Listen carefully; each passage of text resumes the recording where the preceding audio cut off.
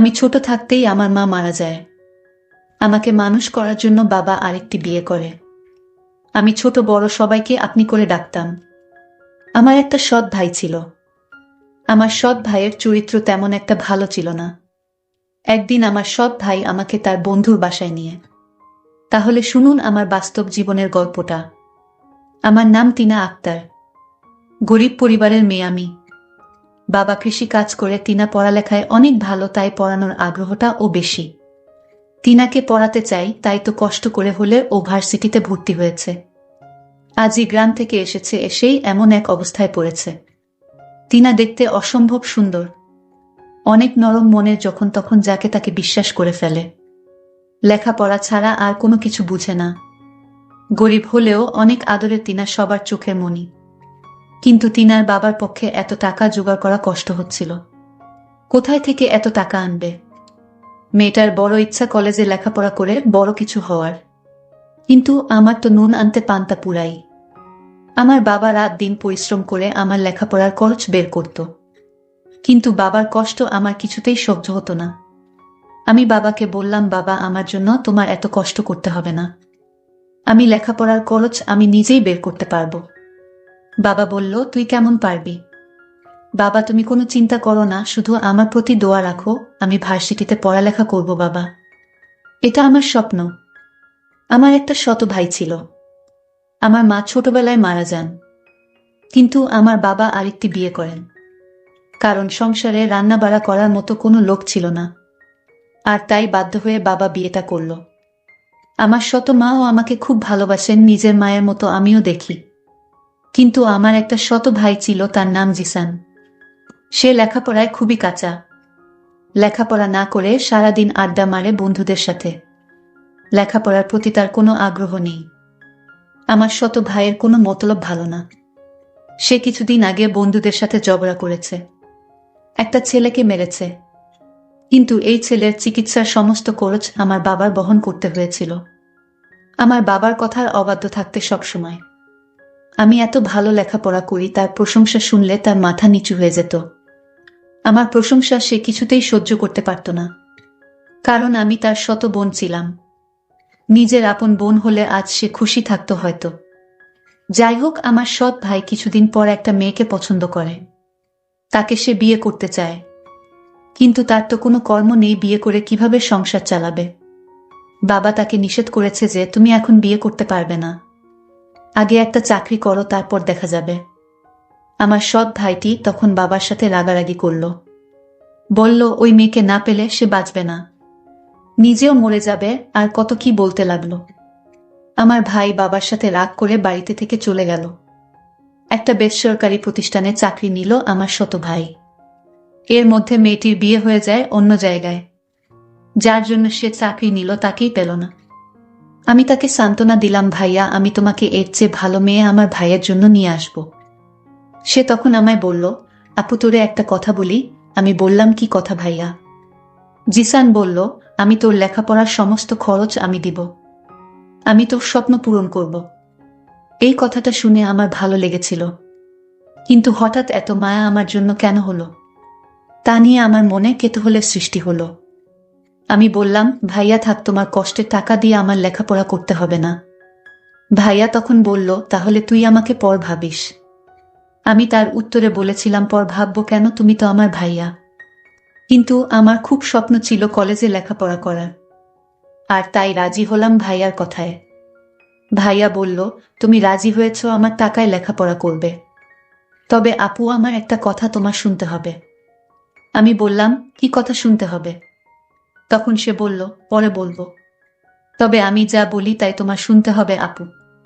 আমি বললাম, ঠিক আছে, আগে কলেজে ভর্তি হওয়ার টাকা দাও, তারপর দেখি।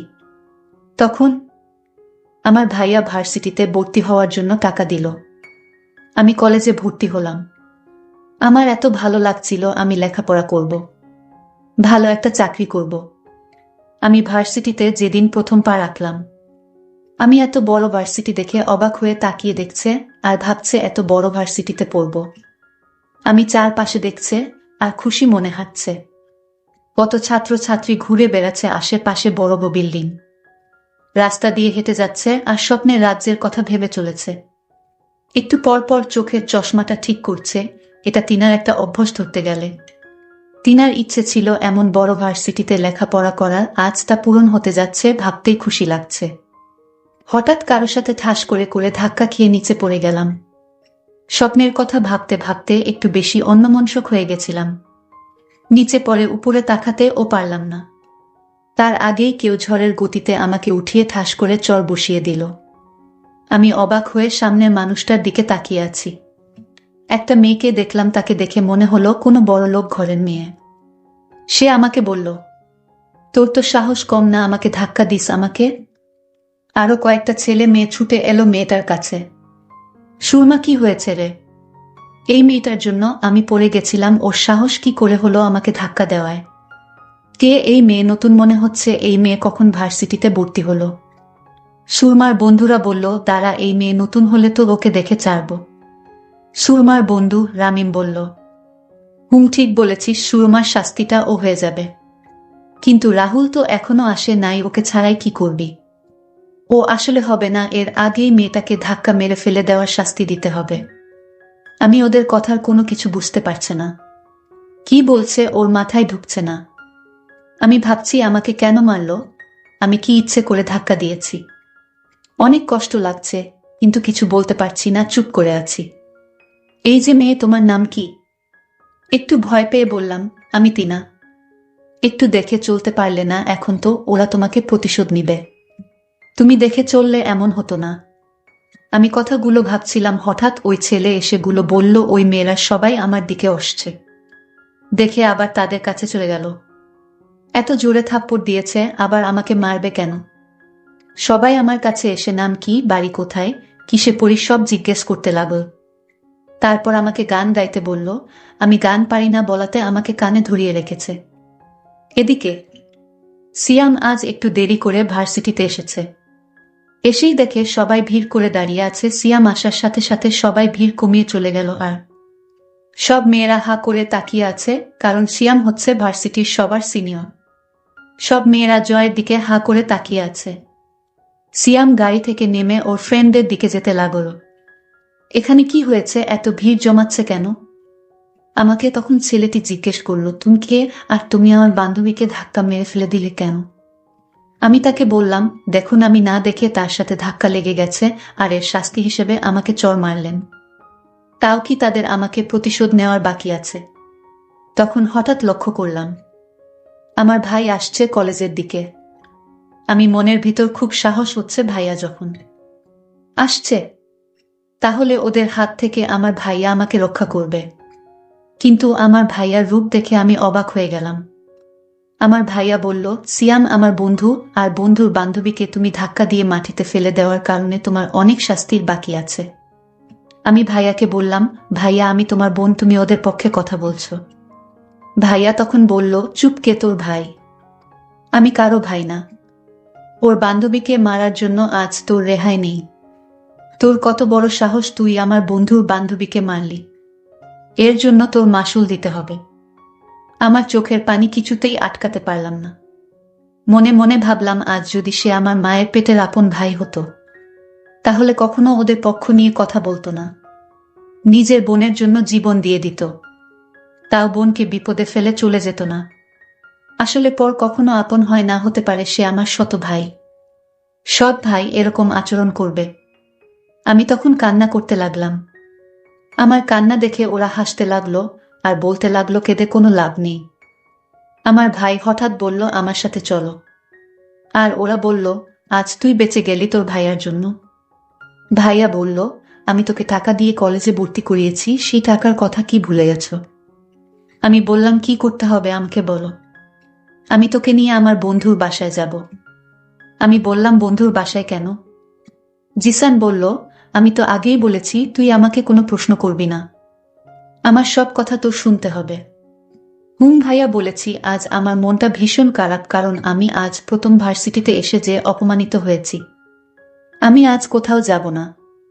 অন্যদিন বলিস তোর বন্ধুর বাসায় গিয়ে আসবো নে।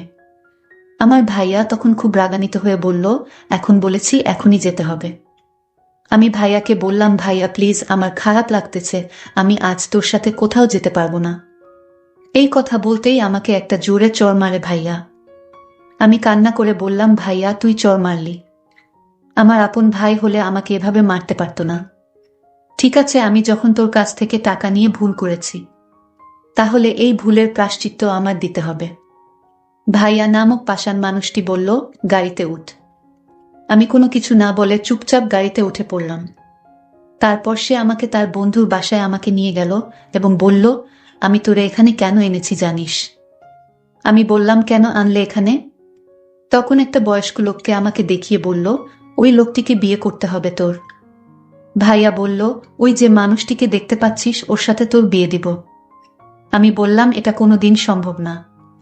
ভাইয়াকে বললাম, ভাইয়া আমার একটা পছন্দ আছে, আর সেই পছন্দের উপর তুই জোর চালাতে পারিস না। ভাইয়া তখন বলল, বসে বসে আমার বাবার সব টাকা শেষ করেছিস তুই। আমার বাবা আমাকে তেমন একটা ভালোবাসে না, শুধু তোর জন্য। আর তাই তোকে আর সহ্য হচ্ছে না। তোর জন্য আমি বাবা আমার প্রতি তেমন নজর রাখে না, ভালোবাসে না, শুধু তোর কথা ভাবে। তাই আমি মনে মনে ভেবেছি তোকে ওই লোকটার সাথে বিয়ে দিয়ে দিব। লোকটা অনেক টাকার মালিক, একটু বয়স বেশি, আর কি? বয়স বেশি হলে সমস্যা কি? আর আমি ওই লোকটার কাছ থেকে টাকা নিয়ে তোরে কলেজে ভর্তি করিয়েছি। আমিও অনেকদিন যাবত তার কাছ থেকে টাকা নিয়ে চলেছি। আমি তখন ভাইয়াকে বললাম, এই লোকের সাথে আমার বিয়ে দিলে আমার জীবনটা শেষ হয়ে যাবে। ভাইয়া প্লিজ। ভাইয়া তখন বলল, আমি কোনো চাকরি করিনি, চাকরি আমার মিথ্যা বানানো নাটক ছিল। আমি তখন আমার ভাইকে একটা থাপ্পড় মেরে বললাম, এই তোর প্ল্যান ছিল। আমি কোনো মতে এখান থেকে পালিয়ে আসলাম। বাবার কাছে কান্না করে সব বলে দিলাম। বাবা তখন আমায় সান্ত্বনা দিয়ে বলল, আজ তোর মা বেঁচে থাকলে এমনটা হতো না। তোর ভাই টাকার কাছে বিক্রি হয়ে গিয়েছে। যে ভাই টাকার লোভে পড়ে নিজের বোনকে একটা বয়স্ক লোকের সাথে বিয়ে দিতে চায়, সে তো ভাই না। তোর ভাই নিজের স্বার্থের জন্য তোকে কলেজে ভর্তি করলো। ও দিন দিন ও আরো অভদ্র হয়ে যাচ্ছে। আমি বাবাকে বললাম, বাবা তুমি ওকে এখন কিছু বলো না। ওকে ভালো করার দায়িত্বটা আমার হাতে তুলে দাও। ওকে কিভাবে ভালো করতে হবে তা আমার জানা আছে। আজ যদি আমি ওর আপন বোন হতাম, তাহলে আমার সাথে এই নাটকটা করতে পারতো না। বন্ধুরা, সময়ের স্বল্পতার কারণে আজকের গল্পটি শেষ করতে পারিনি, এই জন্য সবার কাছে আন্তরিকভাবে দুঃখিত। এর পরের পার্ট আগামীকাল আপলোড দেওয়া হবে। সেই পর্যন্ত